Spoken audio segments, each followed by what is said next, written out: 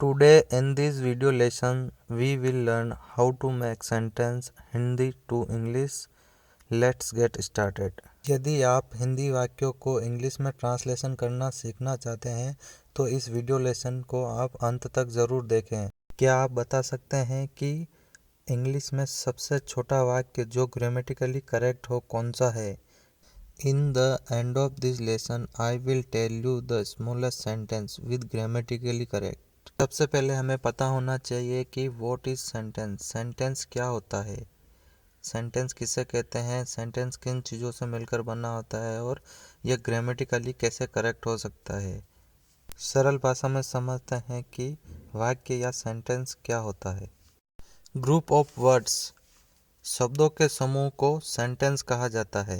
ये शब्दों के समूह जिनका कोई अर्थ ना निकले, जिसका कोई तर्क ना हो, उससे सेंटेंस नहीं कहा जा सकता है। Correct definition of sentence: a sentence is a group of words giving a complete thought. ऐसे शब्दों के समूह जो एक पूर्ण विचार व्यक्त करता है उन्हें ही सेंटेंस कहा जाएगा या वाक्य कहा जाएगा। आसान से शब्दों में कहा जाए तो ऐसे शब्दों का समूह जिसका कोई अर्थ निकले उन्हें सेंटेंस या वाक्य कहा जाता है। आइए उदाहरण के माध्यम से समझते हैं। यहाँ कुछ शब्द जैसे राम इज ए, ये 3 शब्दों के समूह हैं जिसका कोई अर्थ नहीं निकलता है। राम इज ए, राम एक है, क्या है, इसका कोई तात्पर्य यहाँ नहीं निकल रहा, इसलिए इसको सेंटेंस नहीं कहा जाएगा। Complete sentence: Ram is a good person, Ram एक अच्छा इंसान है, यह एक किसी थॉट को व्यक्त कर रहा है। अब हम कह सकते हैं कि शब्दों के वे समूह जिनका कोई तात्पर्य या अर्थ निकलता हो उसे सेंटेंस या वाक्य कहा जाता है। आइए देखते हैं इंग्लिश में वाक्यों के प्रकार कितने होते हैं। इंग्लिश में वाक्यों को 4 प्रकार में बांटा गया है जो इस प्रकार हैं। First, declarative sentence. जैसा कि नाम से ही स्पष्ट होता है, डिक्लेरेटिव का मतलब होता है घोषणा। ऐसे वाक्य जिनमें घोषणा की जाए या कुछ कथन कहा जाए उन्हें डिक्लेरेटिव सेंटेंस कहा जाता है। उदाहरण के माध्यम से समझते हैं। Example number first: pizza is the best. Pizza को बहुत अच्छा बताया गया है। Example number 2: Sam is smart. दूसरे वाक्य में सैम नामक व्यक्ति को स्मार्ट बताया गया है। दोनों उदाहरण में किसी न किसी चीज़ की घोषणा की गई है। अंततः कहा जा सकता है कि ऐसे वाक्य जिसमें किसी चीज़ की घोषणा हुई हो डिक्लेरेटिव सेंटेंस कहा जाता है। वाक्य का दूसरा प्रकार इंटरोगेटिव सेंटेंस होता है। जिन वाक्यों में किसी से प्रश्न पूछा जाए या किसी की जानकारी प्राप्त करने हेतु कुछ वाक्य कहा जाए उन्हें इंटरोगेटिव सेंटेंस कहा जाता है। या ऐसे वाक्य जिनके पीछे कुछ प्रश्नवाचक चिन्हों का उपयोग होता है उन्हें इंटरोगेटिव या प्रश्नवाचक वाक्य कहा जाता है। आइए कुछ उदाहरण के माध्यम से समझते हैं। Example number first: who is she, वह कौन है।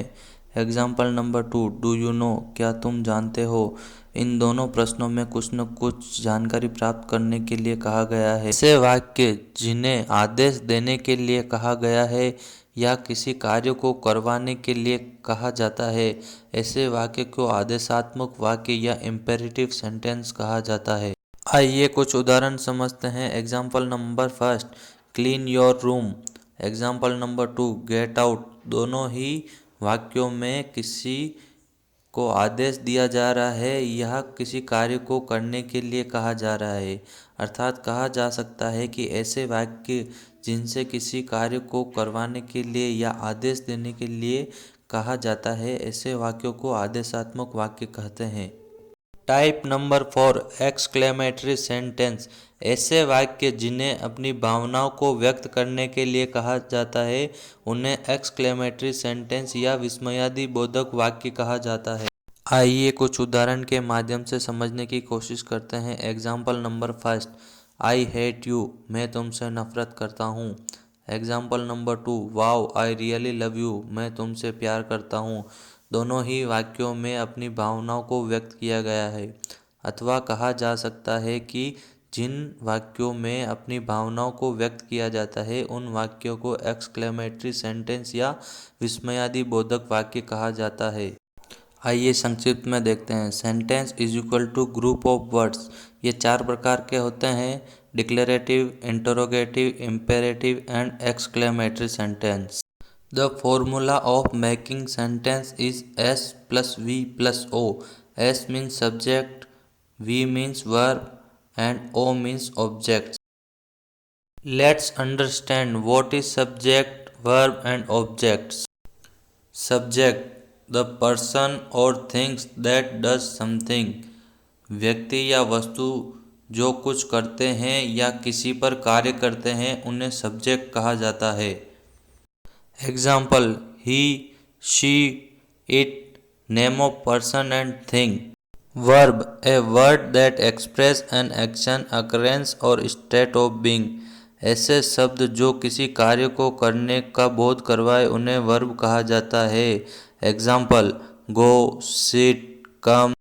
Object, a person or thing that receive the action of verb. ऐसे शब्द जिनके माध्यम से पता चलता है कि किसी व्यक्ति या वस्तु के द्वारा उस पर कार्य किया गया है, ऑब्जेक्ट कहलाता है। एग्जाम्पल: ये नाउन और प्रोनाउन कुछ भी हो सकते हैं। Let's make sentence using this formulas. चलिए देखते हैं पहला वाक्य, वह स्कूल जाता है। इसको हम सूत्र के अनुसार 3 भागों में विभाजित करेंगे: सब्जेक्ट, वर्ब और ऑब्जेक्ट। इस वाक्य में हम सर्वप्रथम सब्जेक्ट को अलग करेंगे। सब्जेक्ट क्या होता है? सब्जेक्ट कोई भी काम करने वाला। इस वाक्य में वह स्कूल जाता है, वह जो सब्जेक्ट है स्कूल जाता है, स्कूल जाने का कार्य कर रहा है। Second, verb. इस वाक्य में वर्ब जाना एक क्रिया है, वह स्कूल जाता है, जाता एक क्रिया है। ऑब्जेक्ट, ऑब्जेक्ट वह होता है जिस पर कोई क्रिया की जाए। इस वाक्य में स्कूल एक ऑब्जेक्ट है जहाँ वह जाता है। आइए इस वाक्य को इंग्लिश में ट्रांसलेट करके देखते हैं। Subject, verb plus object. He goes to school. He subject, V goes object to school. He goes to school, वह स्कूल जाता है। आइए इसी फॉर्मूले से एक और वाक्य को इंग्लिश में ट्रांसलेट करके देखते हैं। राजेश दिल्ली में रहता है। यहाँ राजेश सब्जेक्ट है, रहता वर्ब है और दिल्ली ऑब्जेक्ट है। राजेश दिल्ली में रहता है। Rajesh lives in Delhi.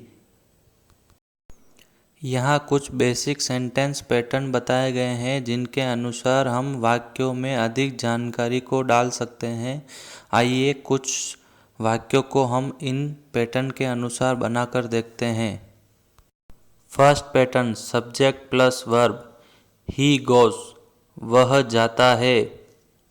Second pattern, subject plus verb plus object. He goes to school, वह स्कूल जाता है। Third pattern, subject plus verb plus adjective plus object. Adjective वे शब्द होते हैं जो किसी की विशेषता बताएं।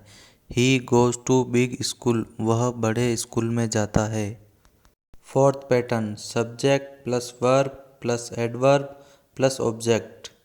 एडवर्ब वे शब्द होते हैं जो किसी क्रिया की विशेषता को बताते हैं, उन्हें क्रिया विशेषण कहा जाता है या एडवर्ब कहा जाता है। He goes to school very fast, वह बहुत तेज़ी से स्कूल जाता है। यहाँ तेज़ी से एक क्रिया विशेषण है। Fifth, subject plus verb plus noun. Noun या संज्ञा वे शब्द होते हैं जो किसी व्यक्ति, वस्तु या जानवरों के नाम का बोध कराए, उन्हें संज्ञा या नाउन कहा जाता है। He goes to school by bus. चलिए मैं आपको बताता हूँ इंग्लिश लैंग्वेज में सबसे छोटा वाक्य जो ग्रामेटिकली करेक्ट होता है वह गो है। गो का मतलब है जाओ। यह ग्रामेटिकली या तर्क रूप से बिल्कुल उचित वाक्य होता है। गो का मतलब होता है जाओ।